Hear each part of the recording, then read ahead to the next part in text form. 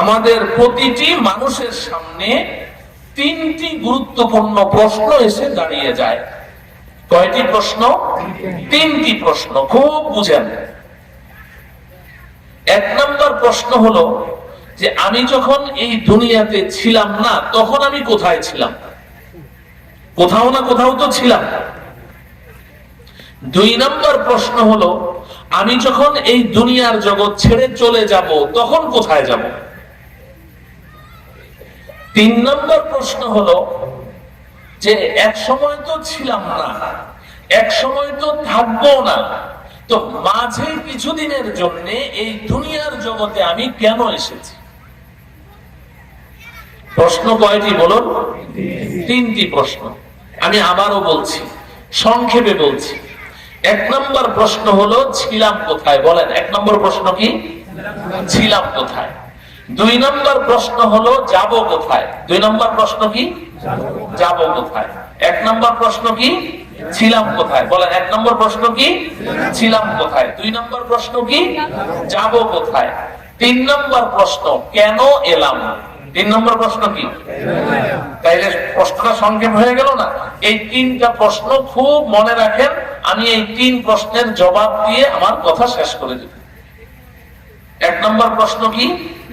ছিলাম কোথায়। সবাই বলেন, ছিলাম কোথায়। দুই নম্বর প্রশ্ন কি? যাব কোথায়। তিন নম্বর প্রশ্ন কি?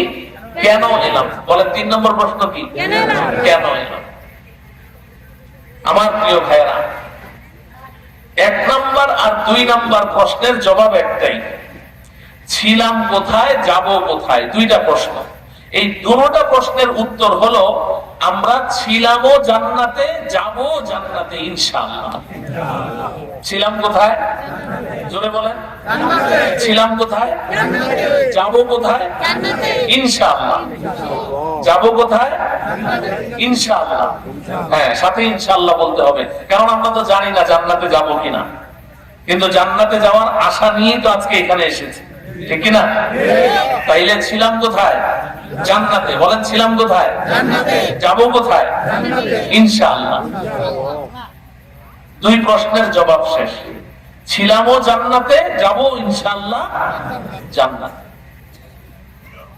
এখন আপনাদের মনে একটা প্রশ্ন যে হুজুর, জান্নাতে যাব আল্লাহ পাক যদি দয়া করেন, মায়া করেন, মাফ করে দেন, তাহলে জান্নাতে যাব এই আশা তো রাখি, এটা তো বুঝলাম, কিন্তু জান্নাতে ছিলাম এই কথাটা তো বুঝলাম না।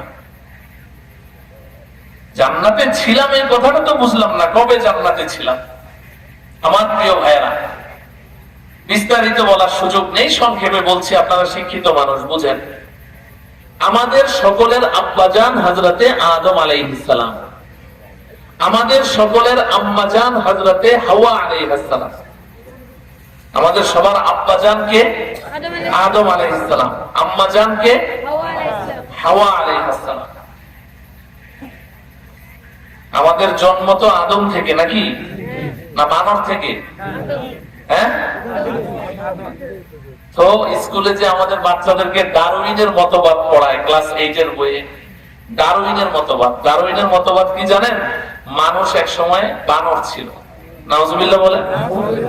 বানর ছিল। ওই বানর গাছে লাফালাফি করে না, দেখেছেন? বানর দেখেছেন? তো ডারউইনের মতবাদ হলো এই বানর গাছে লাফালাফি করতে করতে এক সময় লেজটা ছিঁড়ে গেছে, লেজটা ছিঁড়ে এখন মানুষ হয়ে গেছে। এইসব পড়া আমাদের বাচ্চাদেরকে পড়ায়, আর আমরা লক্ষ লক্ষ টাকা খরচ করে তাদেরকে ওই পড়া শেখানোর জন্য জমি জমা বিক্রি করে দেই। এত গুরুত্বপূর্ণ শিক্ষা না শিখলে কি হয়? বানরের সন্তান। আল্লাহ আমাদেরকে বুঝার তৌফিক দান করেন। তো আমাদের সকলের আব্বাজান আদম আলাইহিস সালাম, আম্মাজান হাওয়া আলাইহিস সালাম, আমাদের আব্বা আম্মাকে সৃষ্টি করে আল্লাহ রাব্বুল আলামিন তাদেরকে যেই বাড়িতে রেখেছিলেন সেই বাড়িটার নাম কি? জোরে বলতে হবে, জান্নাত। আব্বা আম্মা জান্নাতে ছিলেন, এটা আমরা সবাই জানি। কোরআনে কারীমে আল্লাহ রাব্বুল আলামিন পরিষ্কার বলেছেন, وَقُلْنَا يَا آدَمُ اسْكُنْ أَنْتَ وَزَوْجُكَ الْجَنَّةَ وَكُلَا مِنْهَا رَغَدًا حَيْثُ شِئْتُمَا وَلَا تَقْرَبَا هَذِهِ হাযিহিশ শাজারাতা ফাতাকুনা মিনাল যালিমিন।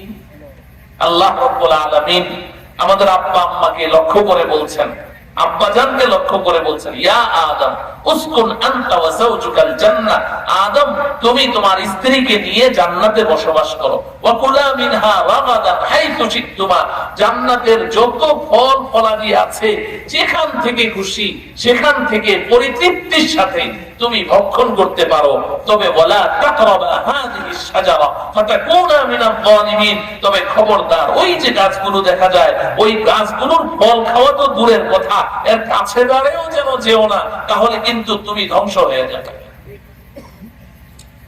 তো আল্লাহ রাব্বুল আলামিন আব্বা আম্মাকে জান্নাতে বসবাস করতে দিয়েছেন, জান্নাতের বাড়ি আব্বা আম্মাকে দিয়েই দিয়েছেন। আব্বা আম্মা জান্নাতে ছিলেন, এই কথা পুরাতন কথা, এটা আমরা সবাই জানি, কোরআনে কারীমে আল্লাহ রাব্বুল আলামিন বলেছেন। কিন্তু এই যে একটা নতুন কথা শুনলাম যে আমরাও জান্নাতে ছিলাম, এটা কি? মুফাসসিরিনে কেরাম এই কথা লিখেছেন সূরাতুল বাকারার 38 নং আয়াত। এই আয়াতের মধ্যে আল্লাহ রাব্বুল আলামিন আমাদের আব্বা আম্মাকে যে জান্নাত থেকে বের করে দিলেন, বের করে দিয়েছেন না, এই বের করে দেওয়ার সময় কি বলে বের করেছেন ওই কথাটা সূরাতুল বাকারার 38 নং আয়াতে আছে। আল্লাহ পাক বলেন, উল্লাহবিতু মিনহা জামিআ, আমি বললাম আদম হাওয়া তোমরা সবাই জান্নাত থেকে নেমে যাও, জান্নাত থেকে নেমে যাও। ইহবিতু হাবাতা ইয়াহবিতু হুবুতান, মানে উপর থেকে নিচের দিকে নেমে যাওয়া। তো আল্লাহ পাক জান্নাত থেকে বের হয়ে যাও এটা বলেন নাই, নেমে যাও কেন বলেছেন? কারণ জান্নাতটা আছে উপরে, আমরা আছি নিচে। আল্লাহ পাক বললেন ইহবিতু মিনহা জামিআ, আমার জান্নাত থেকে সব নেমে যাও। আমার প্রিয় ভাইয়েরা, এই জায়গায় এসে আপনাদের দৃষ্টি আকর্ষণ করছি, মনোযোগ আকর্ষণ করছি। দেখুন পৃথিবীর মধ্যে যত ভাষা আছে সব ভাষার মধ্যে কিন্তু বচন দুইটি। বচন কয়টি? এক বচন, বহু বচন। এক বচন, বহু বচন, সিঙ্গুলার প্লুরাল, এক বচন, বহু বচন, সব ভাষা। আপনি যদি একজন হন আমি বলবো আপনি অথবা তুমি, আর একের অধিক তোমরা। একের অধিক কি? দুইজন হলেও তোমরা, 200 হলেও তোমরা, 2 কোটি হলেও তোমরা, শব্দ দুইটাই, তুমি তোমরা, সে তাহারা, আমি আমরা, শব্দ কয়টি? দুইটি। পৃথিবীর সব ভাষাতে বচন দুইটি, একজনের জন্য এক বচন, একের অধিক হইলেই বহু বচন, 2 জন হইলেও বহু বচন। কিন্তু আরবি ভাষাটা ব্যতিক্রম। গোটা পৃথিবীর যত ভাষা আছে তার মধ্যে একমাত্র আরবি ভাষার বৈশিষ্ট্য হলো আরবি ভাষার মধ্যে বচন 3টি। আরবি ভাষায় বচন কয়টি? 3টি। এক বচন, দ্বিবচন, বহু বচন।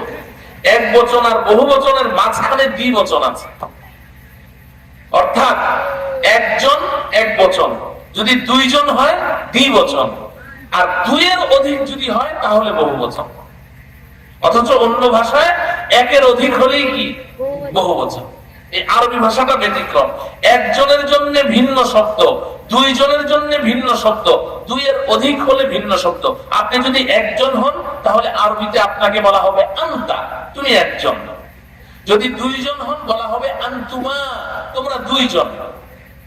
আর যদি 2 এর অধিক হন তাহলে বলা হবে আনতুম, তোমরা সবাই। তাহলে আরবি ভাষায় বচন কয়টি বলুন তো? 3টি। এক বচন, দ্বিবচন, বহু বচন। কথাটা বুঝে আসলো? এতটুকু যদি বুঝে আসে, এবার বুঝেন আমাদের আব্বা আম্মা হযরতে আদম এবং হাওয়া মানুষ কয়জন? কয়জন? তো আল্লাহ রাব্বুল আলামিন জান্নাত থেকে যে তাদেরকে নামিয়ে দিচ্ছেন, কয়জনকে নামিয়ে দিচ্ছেন? তো 2 জনকে যদি নামিয়ে দেন তাহলে আমার কথা বুঝে থাকলে বুঝে শুনে জবাব দেন, আরবি ভাষার ব্যাকরণ অনুযায়ী এখানে কোন বচনটা আল্লাহ ব্যবহার করবেন? দ্বিবচন। মাশাআল্লাহ, এই ছোট্ট ছেলে সর্বকনিষ্ঠ শ্রোতা আজকে আমার মাহফিলের, ও আমার ওয়াজ বলছে, বলছে দ্বিবচন। এখানে 2 জনকে নামাতে গিয়ে আল্লাহ কোন বচন ব্যবহার করবে?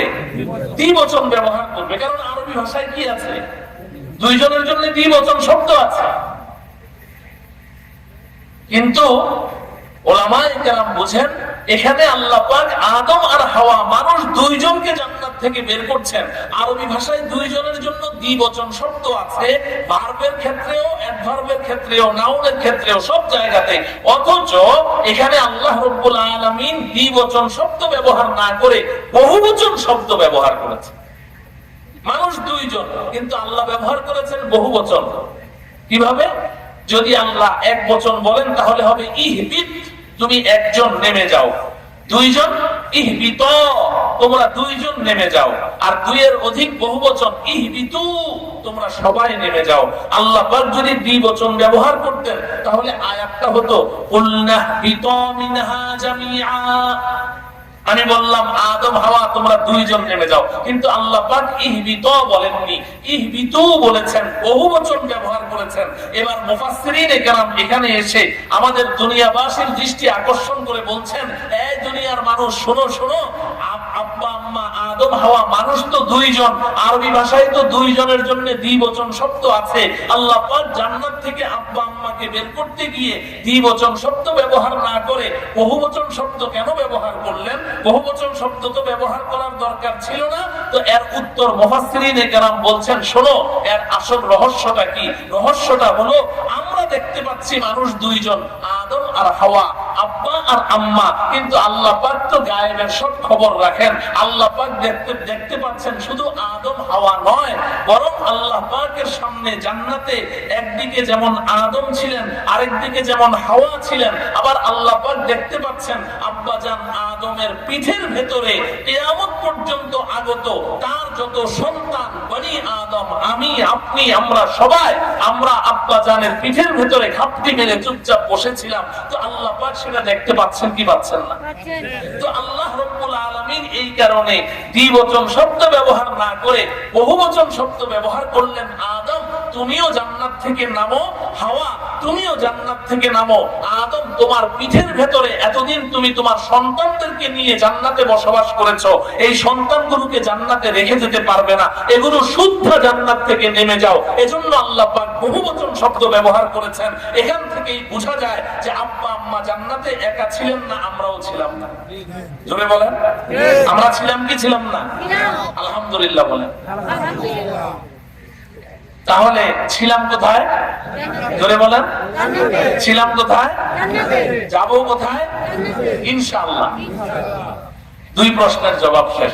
আল্লাহ রাব্বুল আলামিন আমাদেরকে অতি সহজে, অতি নিরাপদে আমাদের আসল বাড়ি জান্নাতে পৌঁছার তৌফিক দান করুন।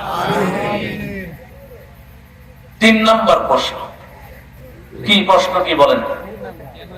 তিন নম্বর প্রশ্ন কি? কেন এলাম? মাশাআল্লাহ। তিন নম্বর প্রশ্ন কি? কেন এলাম? আমার প্রিয় ভাইয়েরা, বিশেষ করে আমার প্রিয় যুবক ভাইয়েরা, আমি আপনাদের দৃষ্টি আকর্ষণ করছি।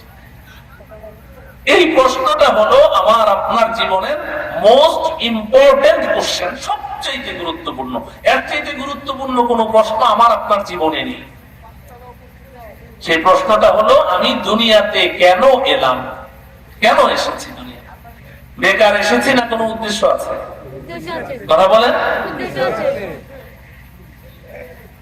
আল্লাহ এই যে আয়াতটা সূরাতুল বাকারা